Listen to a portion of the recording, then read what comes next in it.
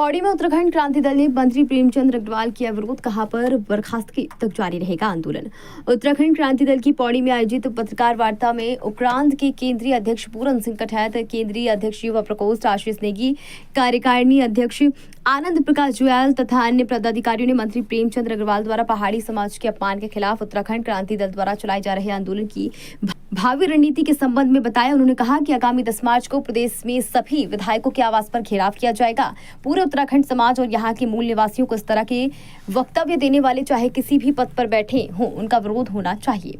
साथ ही कहा, उत्तराखंड क्रांति दल यहाँ के मूल निवासियों को जो भी क्षति पहुंचाने की कोशिश करेगा उसका विरोध करेगा।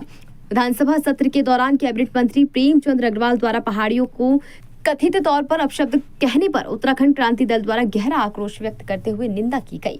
उन्होंने इस दौरान विधानसभा अध्यक्ष ऋतु खंडूरी के व्यवहार की भी निंदा की। उन्होंने कहा कि राज्य आंदोलनकारियों के संघर्ष और शहादत पर बड़ी मुश्किलों से राज्य का निर्माण किया गया, लेकिन सदन में मौजूद विधायकों में से किसी ने भी कोई प्रतिक्रिया मंत्री अग्रवाल पर नहीं दी, जो कि गंभीर चिंता की बात। उन्होंने कहा कि उत्तराखंड क्रांति दल के कार्यकर्ता अपने अपने क्षेत्र में विधायकों का 10 मार्च को घेराव कर उनसे ये सवाल पूछेंगे।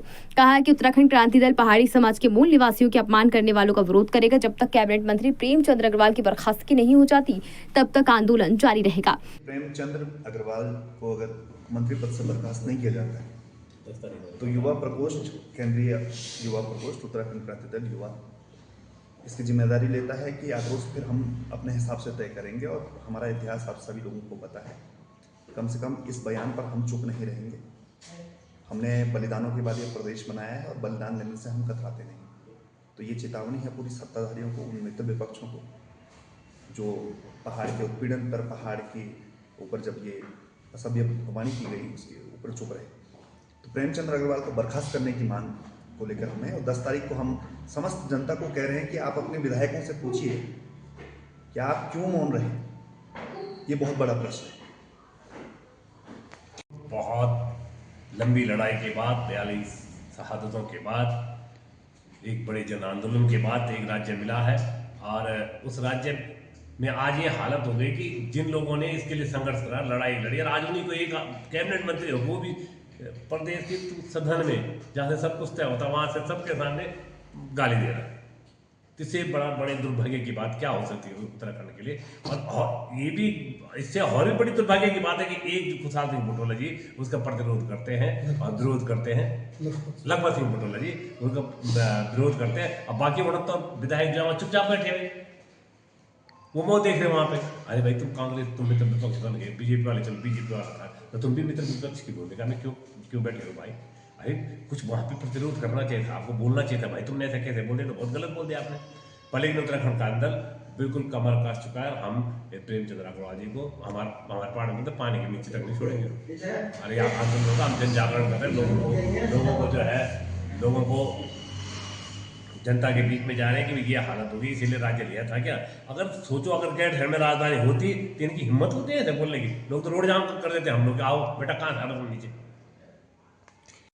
तो ये प्रेमचंद अग्रवाल अपराधी प्रवृत्ति का व्यक्ति पहले भी नहीं था। जिस आदमी ने अकूत संपत्ति 25 साल में लोगों ने विकास कराया, इनने अपनी संपत्ति बनाई। कौड़ियाला में होटल बन रही है, शिवपुरी में होटल है, और जगह ये भ्रष्टाचारी व्यक्ति है और हमारे लोगों की सरलता का नाजायज पता उठा है। आज उसने सदन जैसी गरिमामय सदन से पहाड़ियों को गाली दी है। और ये तो पूरा उत्तराखंड लामबंद है, उसको उसकी तो वो जाएगी मंत्री पद भी। लेकिन हम औरों को भी चुनौती देना चाह रहे हैं, जो अन्य लोग हैं।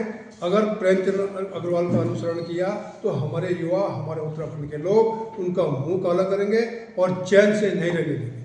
हमारा उलाहना उनके साथ भी है जो मैदानी क्षेत्र के विधायक हैं। इस समय वो एक बड़ा कदम उठा सकते थे, बड़ापन दिखा सकते थे, कम से कम वही विरोध कर देते। सदन जैसी गरिमामय सदन में पहाड़ और मैदान की बात क्यों की है? और मुख्यमंत्री और विधानसभा अध्यक्ष दोनों पहाड़ी मूल की होते हुए उनको बीच बचाव करने के बजाय वो एक पक्षीय कार्रवाई कर रहे हैं। उनका विधानसभा अध्यक्ष, बीजेपी का अध्यक्ष, वो उल्टा हम पे मुकदमा करने की धमकी दे रहा है। ये बिल्कुल हमको अस्वीकार्य है। और इसीलिए हमने अपने पूरे प्रदेश में सारे जिलाओं को, सारे महानगर अध्यक्षों को एक निर्देश दिया है कि हम भ्रमण कर रहे हैं, पूरे प्रदेश में जा रहे हैं, जनता को इनके कुकर्मों की जानकारी दे रहे हैं। और 10 तारीख को हमने एक उलाहना पत्र, हम ज्ञापन नहीं दे रहे हैं, कुछ नहीं, हम उलाहना पत्र दे रहे हैं कि आप 59 पर्वतीय राज्य में सारे पहाड़ी है। हमारा मानना जब राज्य पहाड़ी है तो कौन यहाँ मैदान में, लेकिन जो यहाँ हमारे पर्वतीय क्षेत्र में जैन भी हैं, गुप्ता भी हैं, कपूर भी हैं, सरदार भी हैं, मुसलमान भी हैं, क्या वो पहाड़ी नहीं है? वो भी पहाड़ी है।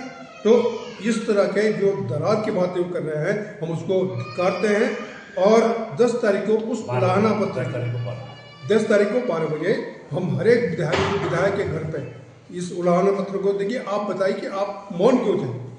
खबर भारतवर्ष के लिए पौड़ी उत्तराखंड से भगवान सिंह की रिपोर्ट। अपने शहर अपने प्रदेश की ताज़ा खबरों के लिए लाइक करें, शेयर करें, सब्सक्राइब करें और हाँ, बेल आइकन दबाना ना भूलें, क्योंकि खबर हमारी, फैसला जनतंत्र का।